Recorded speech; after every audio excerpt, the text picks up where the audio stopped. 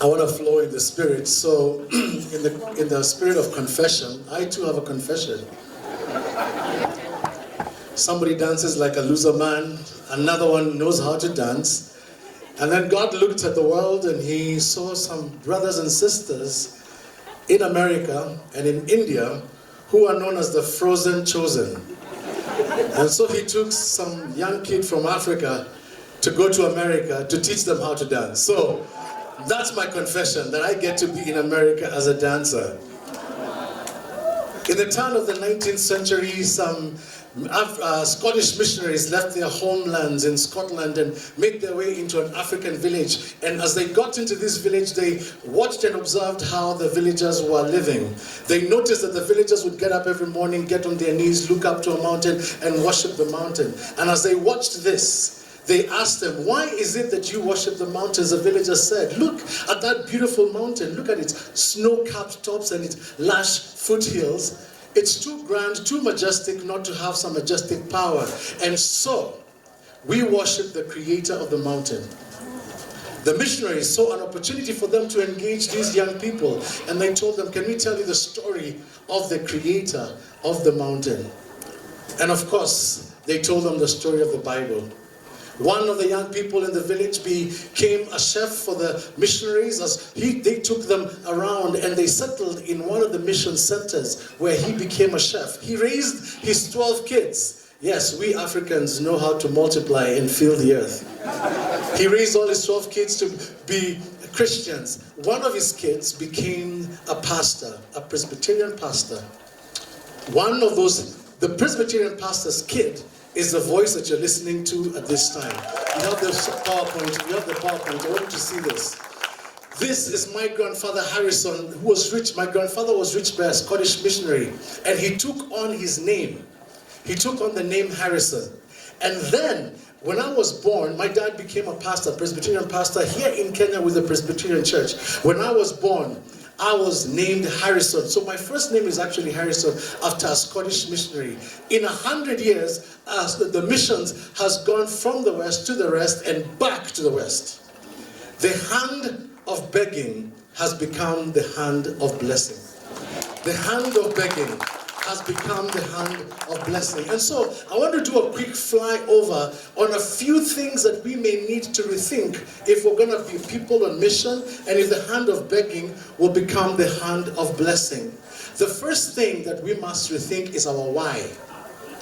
And with a why, we have to rethink that we have to have a holistic picture of the gospel. Number one, as we talk about missions, we all know about the Great Commission. And we also know about the Great Commandment. Matthew 28, Matthew 25. But I dare suggest to you, as an African brother, maybe, just maybe, we started missions a little too late. What if we went back to Genesis 1? God creates us in His image. When He creates the sun, He says it's good. He creates the moon, He says it's good. But when it comes to creating man, and only when it comes to creating man that God becomes plural, He says, let us create man in our image. What if we were created in an image of a God who is a community? And therefore we shall never be our fullest self until we're a we and not a me. Maybe, just maybe, the starting point of global missions is not Matthew 28 with the Great Commission or Matthew 25 with the Great Commandment. Maybe it's Genesis 1. Maybe it's rethinking the beginning of Genesis 1 and thinking that if everybody is created in the image of a God who is a community, then maybe, just maybe, you and I are being called to create a countercultural community. In fact, most of the Bible has not been written to you. Most of the Bible has been written to us. It's not you go make disciples by yourself. It's y'all. People from the south understand that. Y'all go make disciples of all nations. So maybe, just maybe, we may have to start with Genesis 1, with unity in diversity, in community, in the Trinity, because that predates time and predates creation. Maybe we might just want to borrow from the Africans the idea of a community. There is no self-made person. Dr. Mbiti said, I am because we are. And because We are, therefore I am. Maybe some of those models that we've borrowed from the West do not work here because we're thinking of a me and not a we. What if we went into as a we, not just a me? So the first thing we have to rethink is the starting point of missions, the why. The second thing we have to rethink is the philosophy. How we think about global missions. What if we rethought about thinking about the indigenous leaders that God has raised? God reached out through the missionaries to by people like my grandfather. My dad became a pastor, and now I am here.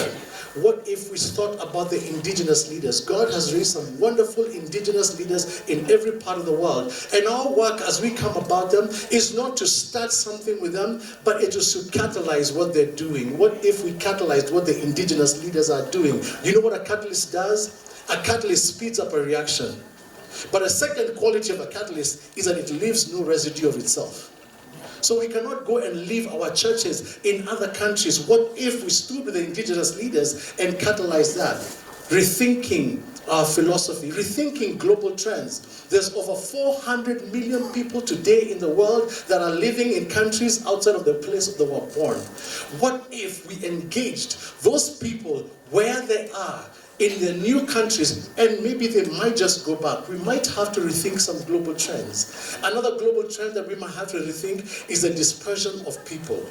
Migrants, international students. I was an international student in America for 4 years. Nobody ever asked me, what if we go to Kenya, how do we go in? They would bypass me as they tell me I'm going to Kenya to do missions. They would not stop and ask, hey, you're from Kenya, could you tell us how we should go into Kenya? Maybe we might just need to rethink that. And then I'll just say, let us rethink some postures as we go into mission. One of the postures that we have to rethink is this posture of biblical poverty. I know we've looked at Africa, and the way we diagnose a problem determines how we treat it. So we look at Africa and we think they are poor, but let me tell you something. There's a biblical poverty that is beyond what we see. Biblical poverty is the absence of shalom, the absence of peace with God, peace with ourselves, peace with each other, and peace with the environment. One Indian man once told me, some people are so poor, so poor, all they have is money. We might have to rethink biblical poverty. When I went to America, my heart was so disgruntled because while I saw people who had so much money and so many things, my heart broke for them because I saw people who are so lonely, people who are dying inside. Yes, my people in Kenya were dying of problems and challenges, but I saw people who were dying spiritually, and I thought to myself, who is really poor in this case? Biblical poverty. We might have to think relationships. Relationships not to, but relationships with. We might have to think about servant leadership. The greatest missionary in the world was Jesus Christ. And how did he show up in the world? Weak, vulnerable, as a baby. And what did he do for 30 years? Absolutely nothing. He just acculturated to the people. He became like them so that we can become with him. He became like them so that we can become with him. What if we thought about this idea of servant leadership? And then we might have to rethink the idea of life change. As we go into the mission field, the change is not just for the people on the receiving end. Maybe the change is even for the goers. The change happens for everybody. Everybody gets changed in how they spend their time, in how they spend their talent, in how they spend their treasure. We might have to rethink strategic engagement. What does long-term relationship mean with indigenous leaders? These are the things that we may have to rethink as we get into the global world. And finally, we might have to rethink our practice. How do we show up in countries that we have been sent? Do we show up as heroes, or do we show up as people who are willing to engage, to take time, to think through with the people on the ground? And therefore, we have to move from a place of just doing relief work to reinforcement to reform, where we are not needed. When Jesus came, one of the first things he said is that I am leaving. But I'm not going to leave you alone. I'm going to leave you the Holy Spirit. The work of sustainability is the work of the Holy Spirit. What happens when you're gone? Somebody once said that the true measure of a person is what happens when they're gone. My dad is gone. He died in 2018. My grandpa is gone. He died, but I am still here. And today I get to be a missionary in America. And you know what I'm doing in America is gathering people from various nations as convening communities, because one of the gifts that the Western church has is what we call the thumb effect. The thumb touches all other fingers easily.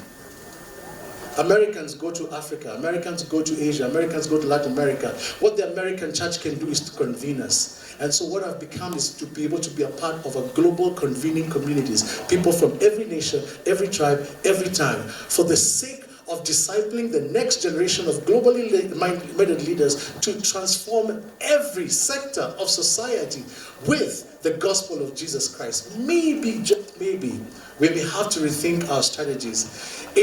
By God's grace, I've been able to finish a book this year. It's called People Are the Wealth. My dad would tell me, Kianye, money will make you rich, it will never make you wealthy. You're only as wealthy as the people you have around you, because people are the wealth. When my dad died, a whole bunch of people showed up. Some of them we had never even known, because he was not gathering things, he was gathering people. People are not the subjects, are not the objects of our mission. They are the subjects of our mission. And so people are the wealth, because they have inherent dignity, and the people are together. Out of many, one. And so this is going to be available in October, but it's been a joy to be with you, because I am, because you are, and because you are, therefore we are. And that's who God has called us to be. Thank you very much.